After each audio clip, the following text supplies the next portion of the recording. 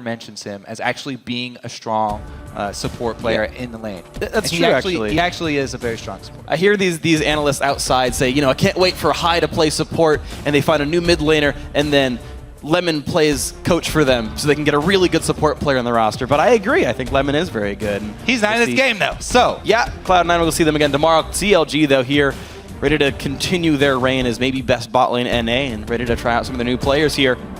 Aurelia going away from Cali Trolls. Really odd that like the most meta top laner ever is their first ban against Cali Trolls. We thought there would be some focus on top lane in this matchup, and it looks to be the case. Now, Gnar and Lissandra also pretty big priority put on both of those top lane champions in the current state of the game as well. True. And occasionally we see other champions take priority over them. Champions like Sivir that we see banned away right here, but this Pantheon is blowing my mind, Freak. I feel like it's almost a solo lane ban because the jungle has so many options. Yeah, I don't even remember Porpoise being that big of a Pantheon player specifically either. But he's, of course, a great early game ganker, has a lot of pressure available. The Kassadin ban, just like the Team Impulse game, makes me think the first pick LeBlanc might be a priority here. Rengar goes away from Smithy.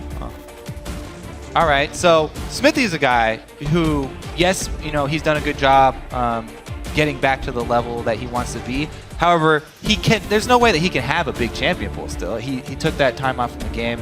It's been a while. So a focus ban here with the Rengar, I feel like that's a good strategy. Well, Lissandra comes up, and actually, there it is. Of all champions, Cho'Gath versus Lissandra, my initial thought being that might be an okay matchup, but Benny's going to get himself a Lissandra top lane, maybe goes to Link in the mid. Now I see why they banned out the Kassadin. I really like Kassadin top lane against Lissandra. He just slowly wins it until he's got his stacking items, and then he can roam around really easily. It's true. Fizz, though, an interesting champion. Also usable in the top lane, by the way. Flex pick for this team. Keep in mind, Rek'Sai is here on Porpoise Pops. He's one of the guys who's going to play that type of champion. He's really good on the very fightery junglers. That seems to be his main style. Corki. Fightery? Yeah, well, like there's... I get exactly what you're saying. Okay, then I'm going to leave it at that. One of the fightery junglers. And Corki also, a contested AD carry, especially with the Sivir ban. It's going to be great for Maple Street. Yeah, that's true. After you see the first picks, you really get some insight as to exactly what these bans were targeted at. And they're like, yes, that was the counter we're banning. Bunch of counter picks gone away. The only thing is, it gives up that amazing combo. The Jarvan plus Gnar. Third round Narvan pickup. That is unusual, but it's going to go to CLG, and my god, is their team fight scary. Yeah, that's pretty scary, and it also does mean that it will pigeonhole Link into playing the Lissandra mid lane. So Shlushi hovering over some wave clear. Both of those champions can shove waves very, very quickly. And Lulu knockup on top of Rek'Sai's own knockup when she gets in there is very scary. Rek'Sai in the middle of a team with a Lulu buffing her up is extremely, extremely scary because her damage output in hand-to-hand combats, as you say, is a very, very fightery champion. Nice. She could definitely deal it out. The champion to be worried about here for sure. Also keep in mind, by the way, Rek'Sai is a great top laner. That's true. Although they're hovering science, so never mind. But that is something to keep in mind, though. I really do like that she's extremely hard to gank in the top lane. She can use tunnels pre-placed for escaping ganks. Not only that, but she can also unburrow when you come gank her. So she's a very flexible champion. Sion, though, probably going to go in the top lane. If we're calling out flex picks, also can be a good support. Yep. So still an option there. We'll keep all our options open. We've seen jungle Lulu before. That's worth two. So who even knows? Teammates, we've also seen Corki mid. This entire comp, no idea where it's going. No champion at all. CLG, though, going up against Corki here. Sivir's already been banned, which would usually be the pick. So maybe he'll go with a Vayne and even try and avoid it and go somewhere else. I always like to see double lift on Vayne, but not going to happen this time around. Very team fight focused for CLG. They've got plenty of wave clear and defense, though. CLG, they bring, like right off the bat, they bring this to 45 minutes. Yeah. You outscale and you win the game. Yeah, Double Lift has been extremely vocal about Tristana and the state of the champion. Still has that timer that she puts on the game.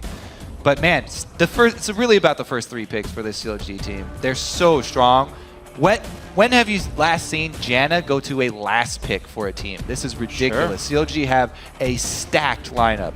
This is going very, very well for CLG as far as picked bans are concerned. They certainly have all the contested champions. All I'm going to say for Teammate, though, is they've basically gotten a counter pick every single lane they wanted to, right? Ban the Saber, pick the Corki. They got the Lulu after they knew where Lissandra was going. Sion after they knew where Gnar was going. Annie after they saw that Janna was picked up. Theoretically, Teammate have picked themselves winning matchups. Basically, what I see from Teammate is a mid-game win. Like, they want to push for a mid-game win. This is what they're all about. They want to take advantage of Rek'Sai's mobility. They want to take advantage of Corki's mid-game power spike, and then have Annie force the issue. Yes. Like, we're locking in Annie so that we can pull the trigger on when our comp peaks.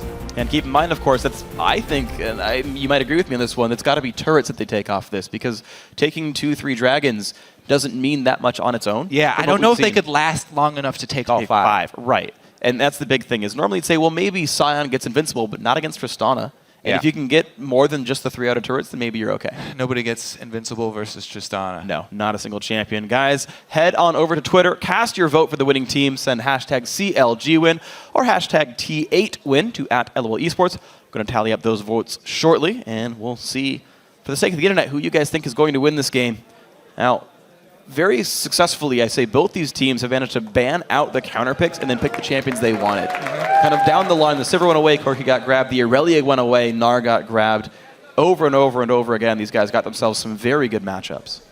Now, the other thing that I want to start talking about very early, because there's a Sion on one of these teams, is the level 1. Now, Sion is a very interesting champion. Yes. And since we have a pause, perfect time to talk about the shenanigans that you can pull with a Sion. I'm ready. Now, he has this cool passive freak where when he dies, he comes back and does a ridiculous amount of damage. So, Sion can basically start at any camp that he wants. He can die to the camp, take it, and, come back to lane with a buff, or as we've seen, he can actually go for an early dragon. He can even die to dragon with people helping him. They can take a very early dragon as soon as it spawns. Wow. I don't think that's going to be the case, because it has been done, and all these guys do have analysts watching all the foreign leagues, so they will be aware of it as well.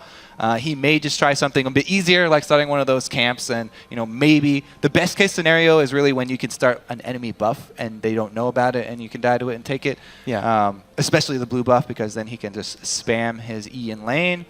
But either way, Sion probably going to look to try and get an experience advantage by doing an early camp.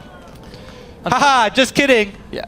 Did we see that from Gravity Haunter, though? Because he picked Sion top lane up against Flares, if I got my game properly, and I don't remember seeing that happen. So you could just be lame like Haunter. You definitely don't have to. Yeah, but it's cool. It is real. I would want to. That sounds great. I didn't realize you could dragon. That's awesome. Yeah, I want to do that now. I watched so many games last weekend. I don't even remember what game it was, but one of the teams pulled it off. Somewhere in Asia. Also, they lost. So. Oh, well, there you go. But it was cool that they did that. It is cool. Sort of. I like it a whole bunch. So, unfortunately, it looks like someone's got themselves, I would guess, a tech issue. We can figure out what that is shortly for you guys. But we've talked about the team comps. CLG, very, very good at team fighting. Individual playmaking, not bad. Lissandro's going to be good. Gnar, of course, spikes plenty hard early on. Smithy, if he's on point, is going to be a great ganker on that Jarvan. The only down point being nothing's going to happen in their bottom lane. Yeah. Nothing exciting for CLG, I would say. And you talked about the mid-game power spike. The Rek'Sai able to make a lot of plays early on. Lulu spikes early. Annie just does whatever she wants whenever she wants. So that's kind of the big forces facing each other. Teammate doing stuff 15 minutes in. CLG waiting to weather the next 20 minutes after that. Basically, that's what we see. The curves a little bit misaligned. The thing is also about Rek'Sai, extremely strong champion at the time. However, susceptible to being kited. Especially when she is burrowed and doesn't have the extra sight if she doesn't have teammates around or wards down. A champion like Lissandra, who's a control-oriented mage, is very strong at dealing with her in 2v2 situations. Really, Rek'Sai gains all of her power when you actually have to fight her hand-to-hand, and you're taking the brunt of that melee damage. Yeah. And keep in mind, actually, sorry, finish your point. I just say that Jarvan plus Lissandra is a pretty strong combo. So maybe if we do see action from them early on, it'll be centered around those two playmakers. And And of course, keep in mind with that one as well, like, not only do you have all the CC from Jarvan and Lissandra, you've got the 2 knockback champions in the bot lane. You've got Trist and Janna to really make sure that Rek'Sai is going to be in a sad place. And, you know, her not only just walking around well burrowed, she's a normal champion, interact with all move blocks the normal way, but her using the burrow to move forward, making the tunnels, that's just standard. It's basically like spinning slash from Tryndamere, like susceptible to all the same knockbacks, all the same stuns and whatnot. And yeah, she's not. Yeah. I mean, she's really fast. Underground.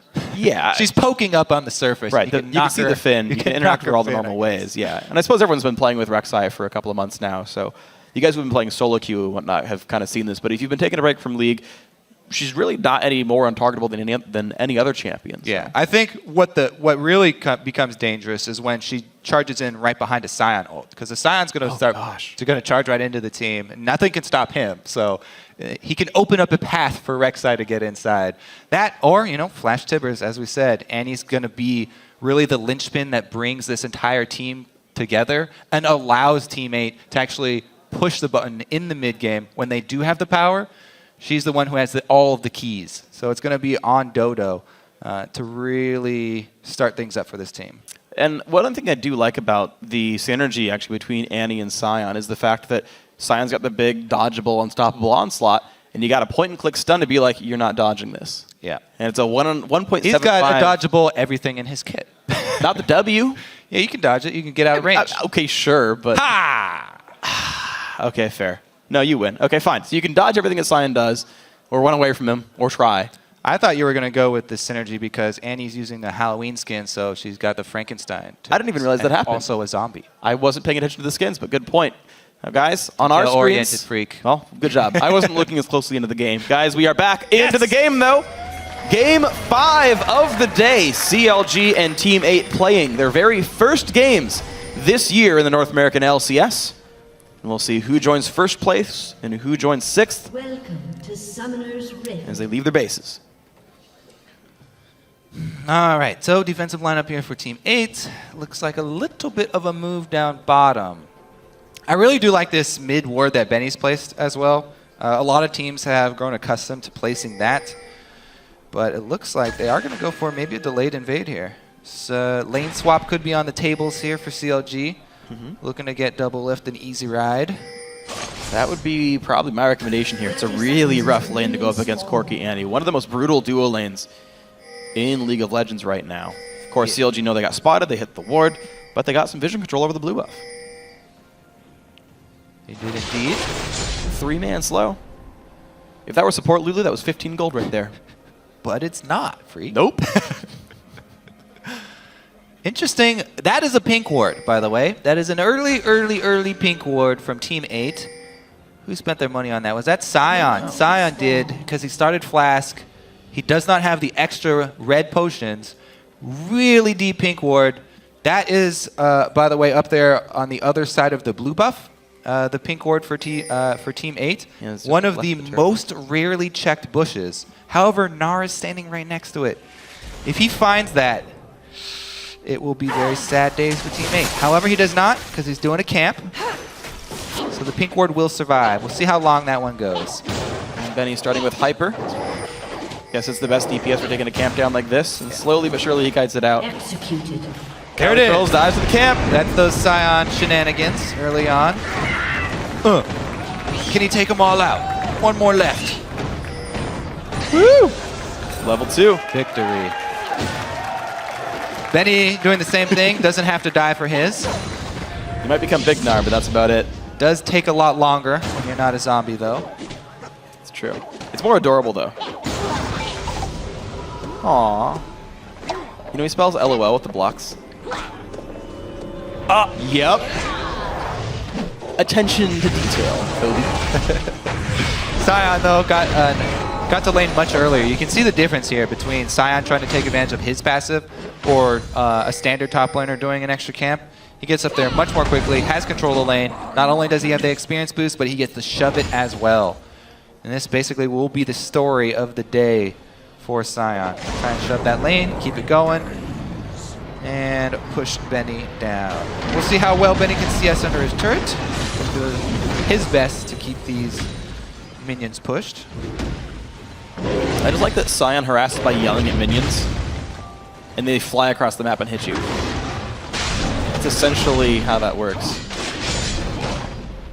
Smithy, pretty safe clear for himself. Level 3, both buffs, nice and safe. Similar for Rek'Sai here. Porpoise Pops. He gets seen by the pink ward, walks right through. So they have been alerted to Smithy's whereabouts, and Porpoise Pops is full health. So might try and take advantage. No, just hard farming with that Rek'Sai. I'm a little bit surprised he didn't look to try to fight Jarvan. Well, you can tell his mentality. Porpoise Pops went with the early Rangers purple smite here. So he's looking to hard farm and get an experience and level advantage before he starts fighting. A lot of people do like to get Chilling Smite fairly early on him, but I am a very big fan, especially in competitive play, of the Trailblazer early and trying to farm fairly quickly. Rek'Sai's got great mobility in the jungle. She can use the tunnels really early on to traverse the map and get to those camps very quickly. And then with the Trailblazer, she immediately destroys camps. Whether they're yours or hers, she will take them out extremely quickly, and you can accrue a nice experience advantage on her because she is so quick.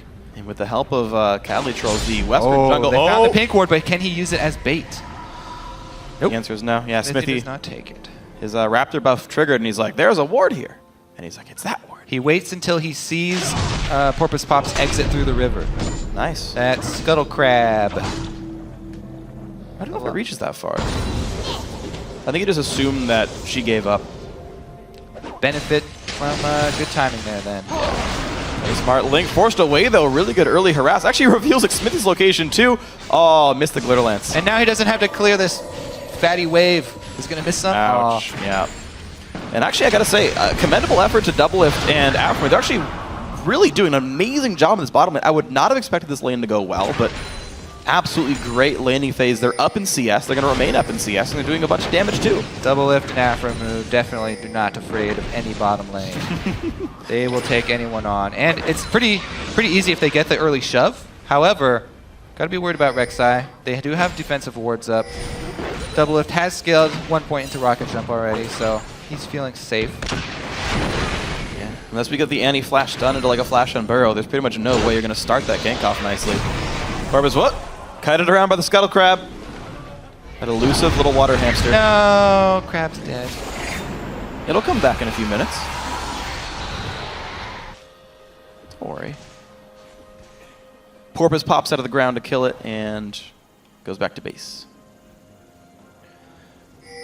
Interesting here, little roam from Link. There's not much he can actually do, especially since the Scuttle Crab is taken, but even so, maybe he was actually looking for a dive down there bottom. CLG have been focusing a lot more on the bottom lane because Doublelift and Afromu are such strong laners, calling for a lot more attention down bottom to try and take advantage of that. Won't happen this time though, and Smithy decides to come in on the pink warded side of CLG. Level 6 with Lissandra, and we mentioned in Champion Select the combo with Jarvan and Lissandra. Very potent.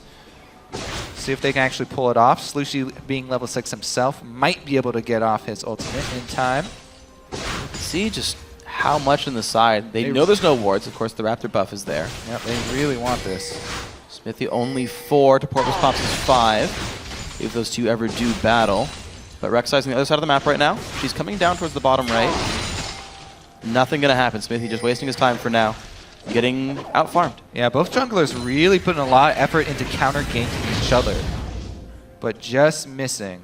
A really heavy armor stack. So Cali Trolls burns his teleport just now to get back to lane. Benny would know this based on the recall timings and everything. So CLG know there's a TP advantage. Porpoise Pops gets another scuttler, but now the southern one, the one by the dragon, is gone. Yeah. Benny burns his own teleport though, so neither top laner can now join the dragon fight if either wants to do this. Scuttle Crabs, definitely very easy money early on. They do get extremely tanky. I want to say, as Rek'Sai too, one of the most important things is laying down your tunnels so that you can capitalize on them once you're 6. Pre-6, he's getting some of the ones that you really need in there. I really like the ones towards mid lane into that side bush because they're hard to clear, and you can actually fight and bait fights over those tunnels when someone tries to clear it.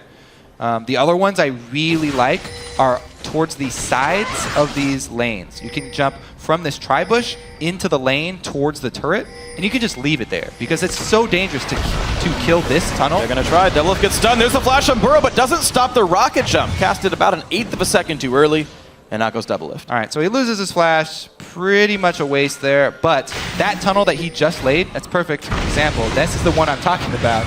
It's so hard to clear that because you have to get into turret range. So you can leave that there, and then when your cooldown's back up, you basically get 2 dashes now. You come in through that old tunnel, and you get 1 more tunnel. Too bad he doesn't have any flash, but that would be the way that you can cover a lot of ground on Rek'Sai, and why her ganks on side lanes are really effective. Link wants to party. In comes Jarvan as well, and out goes Porpoise Pops. Is the team going to be there in time? 800 health on the blue buff. Smite not up for either jungler. The burst comes in, and that's going to be grabbed. Nicely done by CLG, but here comes Dodo. Timbers is in. 2-man stun. The flash required. Smithy gets out. Nobody able to follow up. That is huge. No flash Rek'Sai, no flash Annie. A lot of the bite has been taken out of this Team 18. They do not have very many tools to work with now.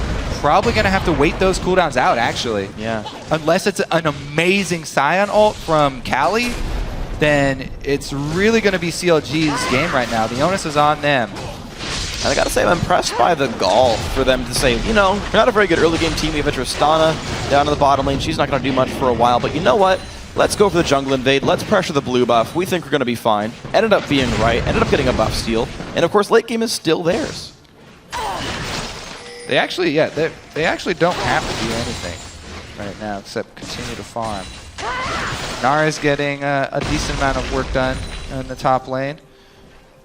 Trying to get an early Spectre's Cowl here so that the annoying Scion spam won't be as big of a deal either.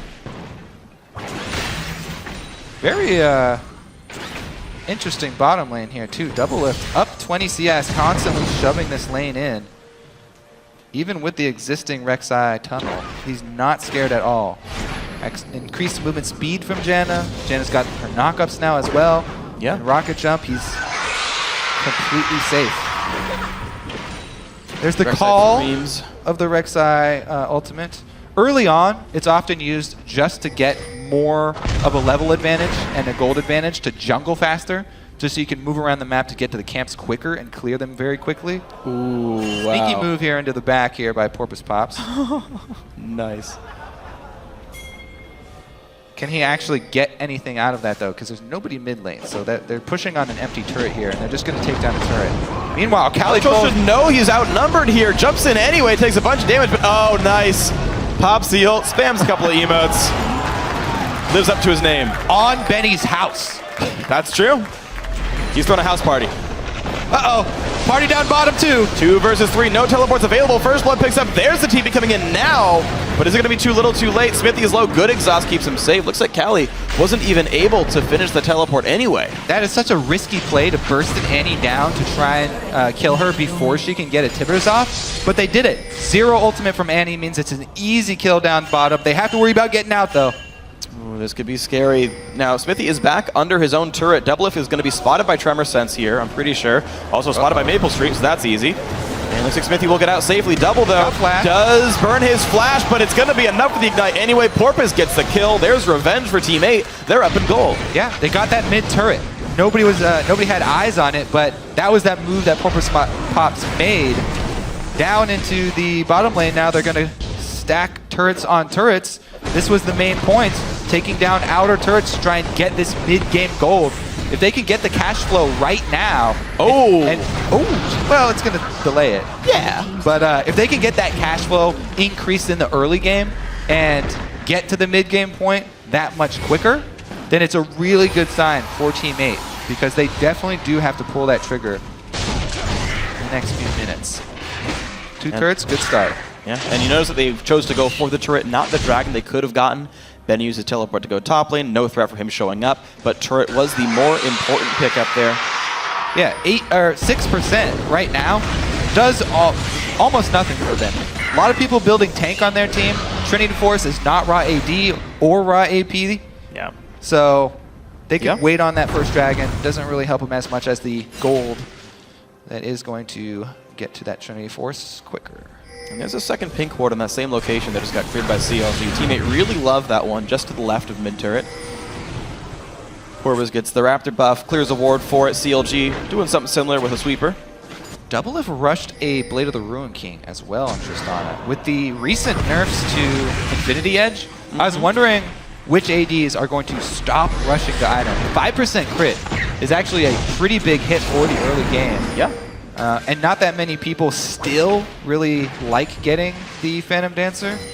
So it looks like Double Lift has already started with a new build path here, going with the Blade of the Ruin King. Now, not only does it give him more peel, but it actually also does help him if he decides to jump in. Yep. This was kind of the Season 3 builds for a little bit. This was when Reckless won Copenhagen Wolves way back in the day. He would go for this and just continuously jump in looking for fights. And this also gives Tristana a bit of a better mid-game. If you're waiting for the IE to finish and then another crit item to show up, whereas if you have Ruin King, like, you do something right now. Yeah, and the only really hard part about this item path is before you get the actual completion of the Blade of the Ruin King. When you're sitting on just Cutlass and some daggers. But he bypassed that really easily. Very easy landing phase for Double Lift. Sneaky little dragon right here. Through the ward. And nothing that teammate can do about it because they made the move up towards blue. Not only do they get the blue answered for, dragon goes down. See about this mid lane push though, because teammate are trying to answer with a strong mid lane push. Rek'Sai plus Lulu. Calitro's also bullied out top lane, so I mean, yeah, okay, Dragon got taken, but teammates looking at a 3-turret lead right here. Okay, make it 2 because Double have pushed bottom lane again, kind of with no Everybody's whatsoever. heading up to the top lane as well. Blue buff, trade blue buff. Still there, so they don't even get to answer back blue buffs here because CLG have made it over. It would be a 4 versus 3 if they attempt this blue buff steal. Yeah, good call by teammate. They don't want to extend their stay here in CLG territory. Problem is I just wonder how much teammate are actually able to get here, especially because Double have managed to trade that bottom turret back. They actually managed to get their first dragon as well. Their outer turrets aren't that hard to take.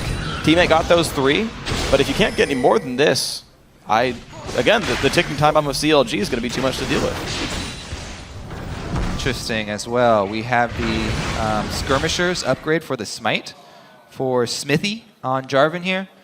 Now, I love the Stalker's Blade on Jarvan just because of the slow, so you can easier land your EQ combo. However, if you aren't making those super early game ganks, and especially now that the Stalker's Blade slow has been reduced, the Skirmishers is always a good pickup on him as well because you're trapped inside Cataclysm with someone else.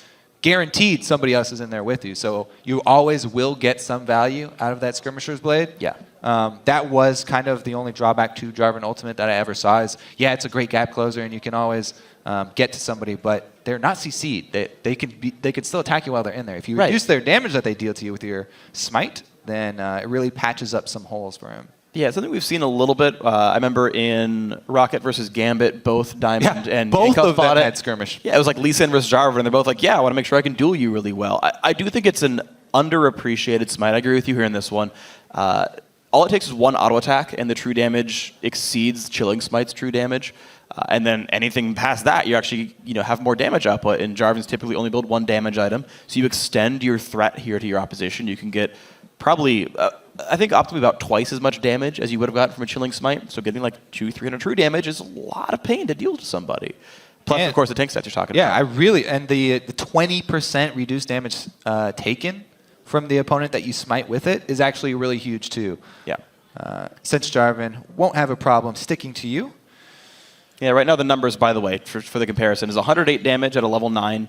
Jarvan's 108 dot over 3 seconds versus 84 for the Chilling Smite burst from Porpoise Pops with the Chilling Smite. So Porpoise is 1 level down, but again, the damage just slightly eclipses it, and especially because you can trigger it more than once in a fight.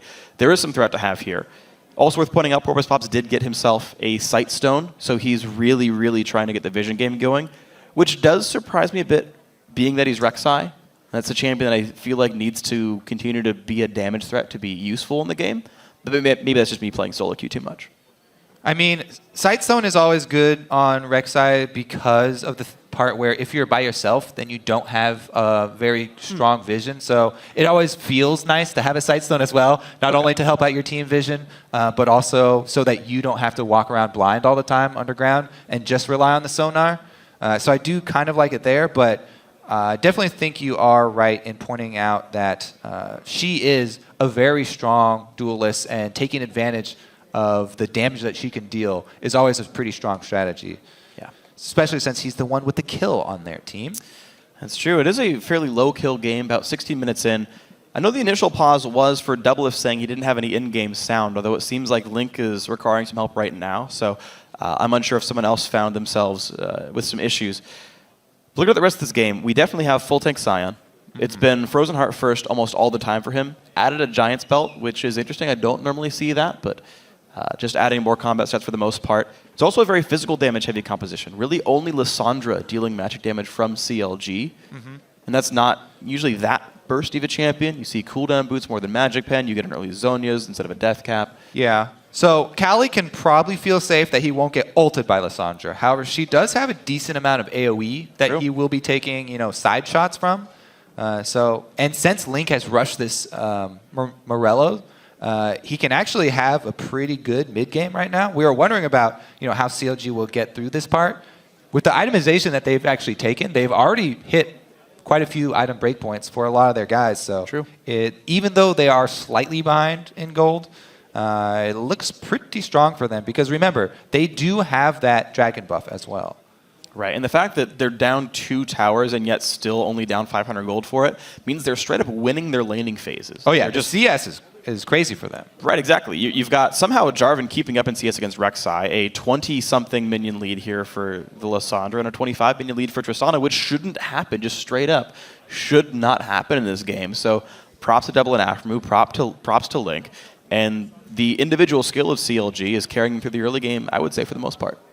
Yeah, I think definitely, especially Link deserves some praise, because especially in the offseason, a lot of people were wondering even if he would be back on the team. Sure. But as we said, they held tryouts, he went through them, and he earned his spot back. He's definitely committed, and he has performed quite a lot better in recent memory. So yeah, we'll see if he can continue that. His big problems have usually been in the really high pressure games.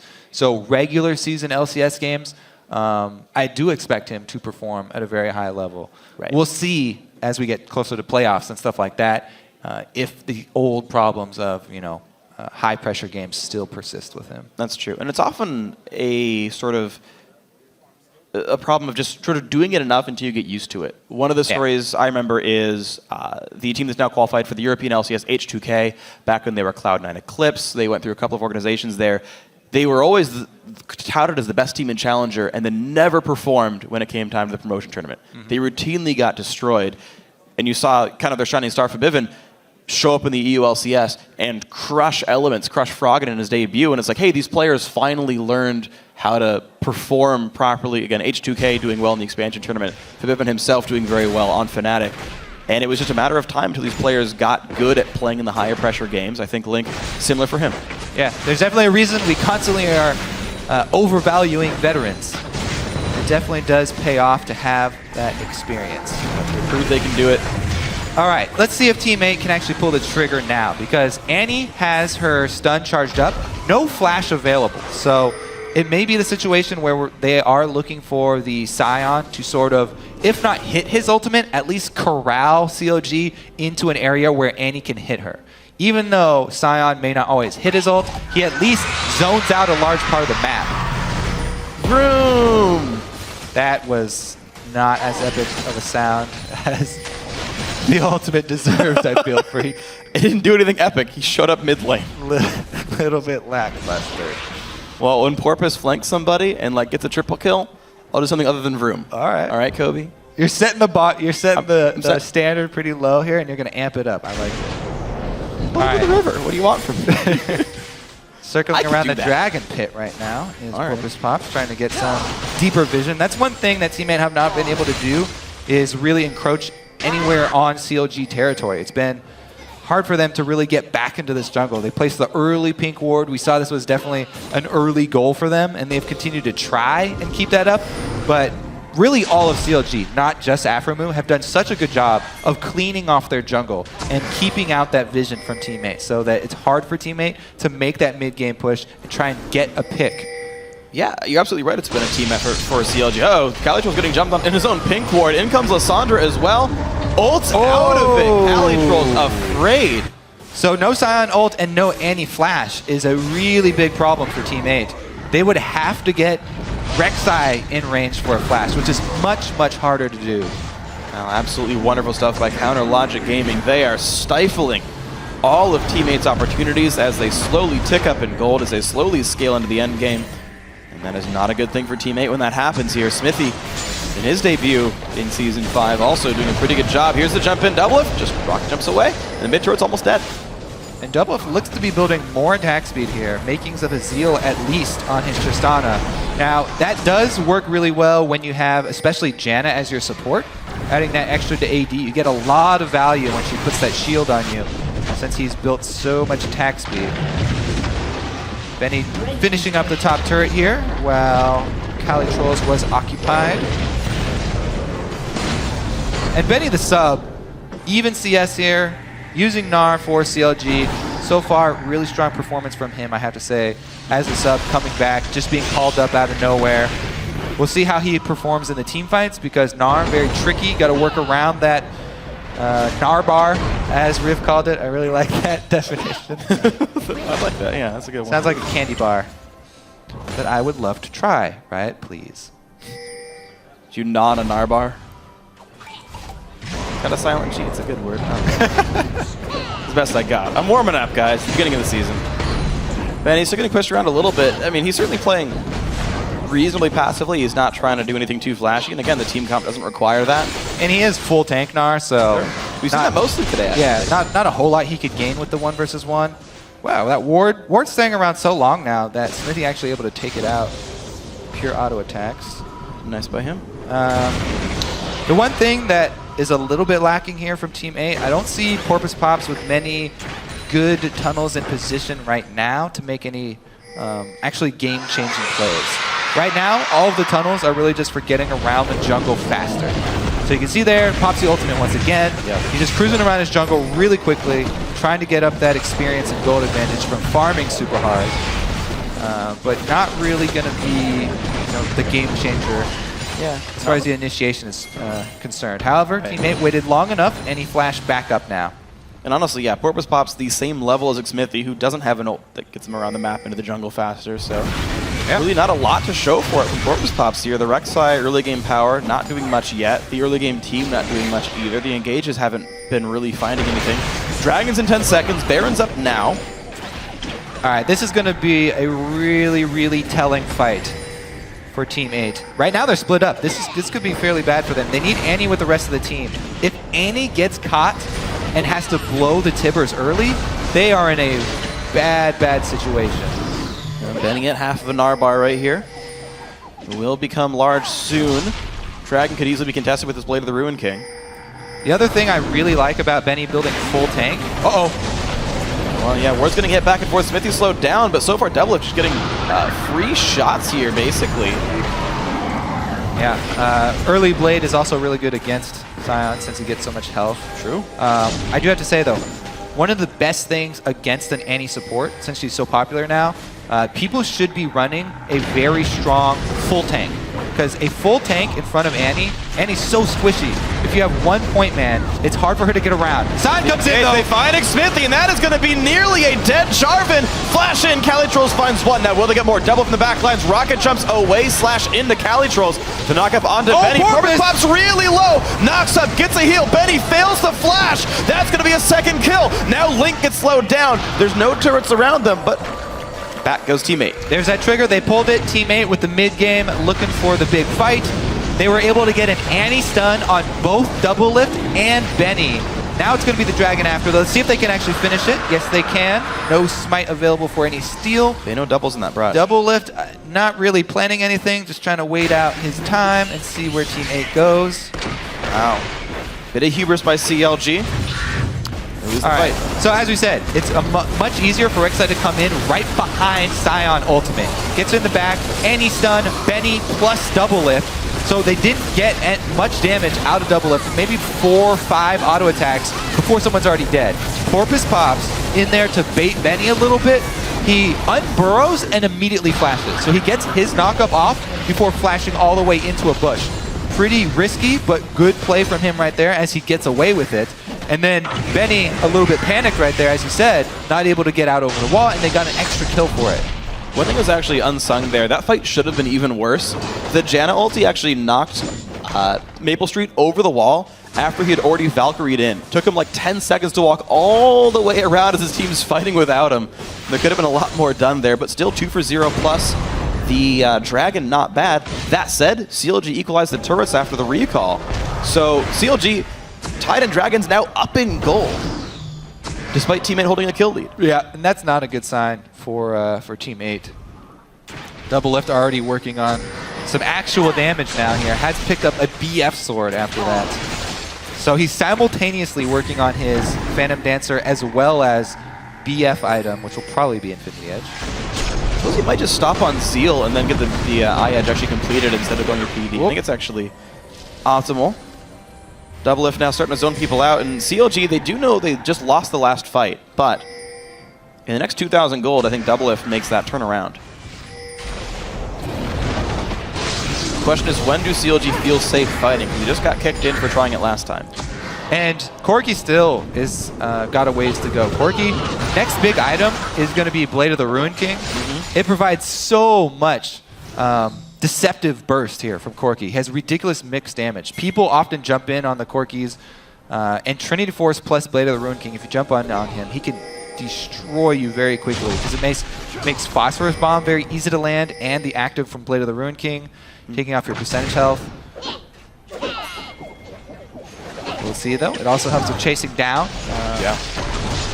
They can get into one of these messy fights once again. So they want to work around the Gnar transformation.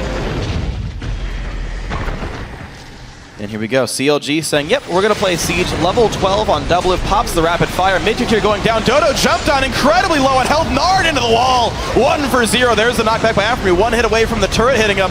Barely just survives, but another kill for Double Lift. Benny in the front line still. 1 does get traded back. It's a 2 for 1 here, but Link still rooting people up. Slushy's got to be careful. Doesn't quite land the knockup, though. Calitro's taking a lot of damage from Double Lift. The Rockets come in, though. Ooh. Team 8 could win this fight. In goes Maple Street. Can he get Benny? Yes, he can. Now, can he get Link? 1 rocket lands. 2 for 2 overall. Scion chasing. Link goes in. Wow, the burst is not enough, but Exhaust is there, and Double's gonna clean them all up. Callie's you can't chase Janna. Can't chase Tristana either, so. Bit of acrobatics. What a play, though, there. Link making the call to turn that one back around, sacrifices his own life, locking everyone up and getting off that AoE of Lissandra, allowing Double Lift and Afro move to pick up the extra cash as well as blue buff. That fight was so incredibly close, but CLG did it. A great exhaust at the end of that fight to make And it. this is pretty much all about tank positioning. Benny's there before Scion. This is why I really don't like having my main tank with the teleport split pushing, because it takes so long for a teleport channel to go off. Someone can die before the end of your teleport channel, and not having your main tank there for this team fight is exactly what destroyed Team 8. Benny was able to walk right in the middle of the turret even, and pick up a kill before he even arrived. So here goes Link, bursting everybody down, getting them low enough so that Double Lift can get the reset and finish off the zombie as well. Another engage here. Link in the mid lane. Smithy there as well, but Dodo getting some really good damage down. There's the ulti force defensively. Porpoise Pops is here, betting in the front lines. Link 100 health basically, but Calitrolls can't do enough damage. He's going to be going down. Smithy on the chase. Double Lift as well. That's the pickup. Slushy gonna go down. That's a double for Double Lift. Living up to his name. Dodo 1 hit from dead. Out goes teammate. Well, hold on. That's a Scion.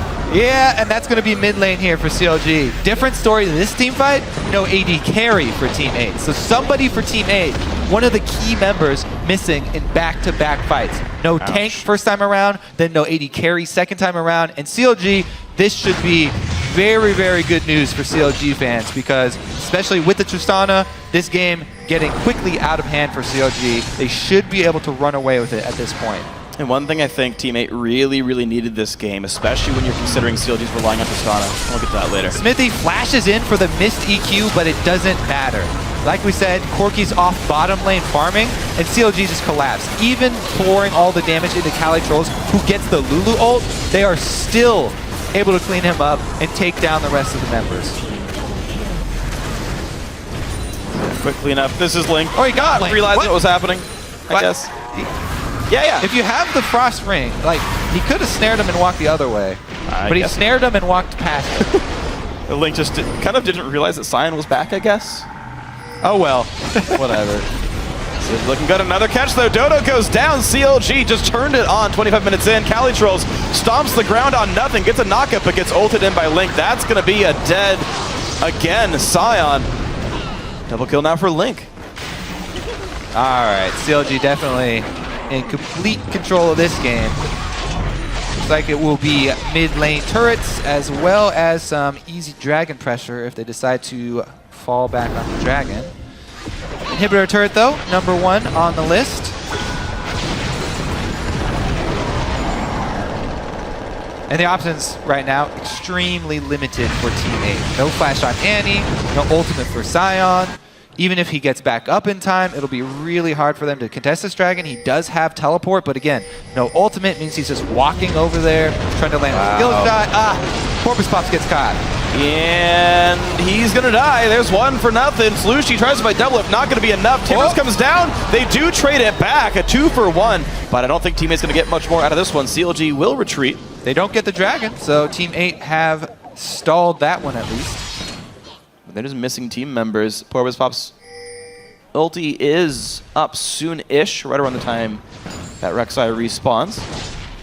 Maybe that'll give Team 8 the ability to contest for this, but CLG don't have to make any plays right now. All they have to do is wait for Doublelift to come back up. Hovering around Dragon, though, they don't want to give up position. Dragon has started. Link's going to take some damage here. This is actually not the worst positioning in the world. And there's the ulti in for Rek'Sai, not too far away, but the engage, wow! Down goes Maple Street, paving the road with the poor guy, and Benny gets another kill on the Dodo. Link will at least get caught, but over and over again, it's a 2-for-1. CLG get more kills. They're just getting farther and farther ahead. They're re-engaging again. All right, Dragon's still alive.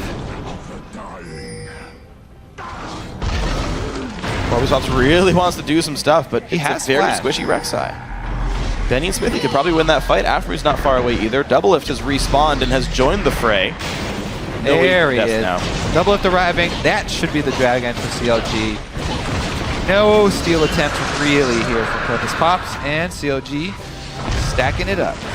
And now sieging going to be even easier. They kill turrets faster now with that buff. And what I was going to talk about a little while ago. So one core problem here with CaliTrolls is he tunnels kind of hard on what he thinks is like his optimal build. I think he builds Iceborne Gauntlet more than most other items in the game on his tanks. Problem is, there's a Tristana in this game. You really care about the champion's damage output. Frozen Heart, which I thought he was going for, would have been a massive pickup. Yeah, and it does even do a lot of work against Jarvan, and even a full tank Gnar as well. Yeah. Meanwhile, every sign in the world builds that item first, except CaliTrolls. He's probably not going to get off an auto attack on Doublelift either, unless they get the magnificent engage that they want, in which case Doublelift should be dead anyway. Oh, they got it! Great knockup! That was beautiful! And there it is. That's the magnificent engage that they want. The flash timbers from Dodo 8. This is the push that they have to make something work. Doublelift down. They're going to take at least one turret here. Where can they head after? They would. Ooh, the shield from Janna. The minion buff. All right, now bot lane's got a big wave. Benny is starting to clear it. Teammate not even going to go for Dragon, not going to go for Bear, and they take the one kill, the one turret, and peace out. They would have to chain kills, I think, if they really wanted to make something out of this. So, not able to do that. Oh, they're looking for it, though. Or did they bait CLG into the wrong spot? A nice knockup's going to catch Smithy. Q gets canceled. In goes Link. Dodo's about to die, but maybe Lulu has something to say about this one. Here comes the fight. No double lift, but CLG's going to win a 4v5. They're just cleaning up kills now. CaliTrolls the only man alive. That's how far CLG is ahead. You don't even need double lift. You could tell that Team 8 were feeling the same way. They wanted to chain some kills, take advantage while there's no double lift on the field. but my goodness, that is the wombo combo right there. Teleport right into Gnar ultimate from Benny, locking everybody up. Link goes in first. Frozen Tomb on himself to keep them in place. Beautiful play from CLG. They'll get the Baron easily after this. So let's take another look. Link goes right into the middle. Frozen Tomb on himself still does all the damage he needs in an AoE on everybody. And then Jarvan Cataclysm goes up. There's a wall there anyway. Benny comes in for the full team Gnar ultimate. Only person he didn't get was Sion, which doesn't matter. And then finish him up last. Down he goes. So yes, even without the Tristana in the late game, the 3 offensive item Trist, they still take out the entire team for Team 8. And CLG should be fairly easy for them to push in now. Baron buff on top of all the leads that they have. Oh man, they're already going to be good at killing turrets. Tristana practically outranges them at this point. Team 8 here. Yeah. No flash this time for Annie, and that's really their main hope. Is a miracle, another Tibbers on the double lift and blow them up. As we've seen though, even if they kill double lift, if they all group up to do it, then they're going to be in trouble. Yeah, the damages are just enough. No lock-in on the team means AoE damage even better. Dodo, he got Talisman of Ascension, he got Distortion Enchant in the boots. He wants really badly to do this. Link, that's a cute move. He puts the claw in the wall, so you don't always see it. Yeah. And he still pops out to the side. That's really clever. All right, running in on the base here. CLG looking to take it home. Porpoise pops in the middle of everything. Knocked up, and it's going to be just explosions there. 1-0. Inhibitor's going to go down. CLG in complete control. They can look towards the Nexus turrets. Looks like they will do so. Threat number 1 under immense pressure. Jungler dead. 4v5. Here comes Team 8. No knock up there for Calitrolls. He is tanky though. You can see he doesn't die very fast, but there's no backup for him. Smithy trying to make it happen. Shields come in. Nice stun from Annie. Good initial burst, but it's not enough. Benny's there. Maple Street's going to go down. Double it finds himself some more kills. And Team 8 are all gone here. This is the second turret going down. This is the inhibitor under fire, or the Nexus I should say, and that is GG. 34.5 minutes. Counterlogic Gaming start out the NALCS 1-0. Man, that draft phase for CLG. Whew. Yep. They got so many first pick worthy champions. That is almost ridiculous. Lissandra, Janna. Every single one of those. So ridiculous how well that went for them. And all you have to give up for it is Rek'Sai. That is a bargain, my friend. Not even Corki, I feel like, is on that tier, really. Nope. Wow. Yep. So that's without CLG's main coach, too. That's Zix doing it for him instead of Skara. The substitute top laner, substitute coach. The trend continues. The subs are doing well today in the North American LCS. Yeah, I mean, having your coach have to sub out seems like it's a really easy workaround. I mean, they can coach you at home. They can write down exactly what you need and have somebody there. Also, Zix, by the way, just because he's the analyst, this guy's been with the team for just as long. True. This guy's been with the team for longer than Skara has been. He was there all last split. This guy has the relationship with the players. He has the trust of the players, and he's had things under control for a while now. So, very good showing here by CLG.